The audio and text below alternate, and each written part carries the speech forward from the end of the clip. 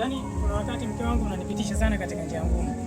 Hivi mimi naanzaje kumwambia mtu ambaye nimesoma naye toka tuko darasa la kwanza asikanyage nyumbani kwangu ghafla tu? Mimi wangu kujua. Nachotaka rafiki yako aondoke. Mwizi, rafiki yako. Safi.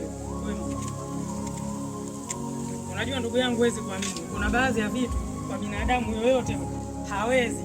Hebu jaribu kuvaa viatu vyangu, afu angalia hizi njia anazonipitisha huyu mwanamke. Hivi wewe, mimi naanzaje kumwambia mtu eti hapa nyumbani kwangu usikanyage? Unaelewa wewe akili yako inakaa sawa. Shamsi. Tuanze safari yetu. Tukirudi tutakaa ndani tutaongea tutaelewana. Viatu vyangu tena kachukua nani hapa? Sikaba yule jamaa mwenyewe avae. Nimemwambia avae? Ndio nimemwambia avae. Ndio kumwambia avae viatu vyangu, sikuwa maana si viatu vyangu. Kwani yule jamaa nani? Mimi simjui bwana, mpita njia. Ah!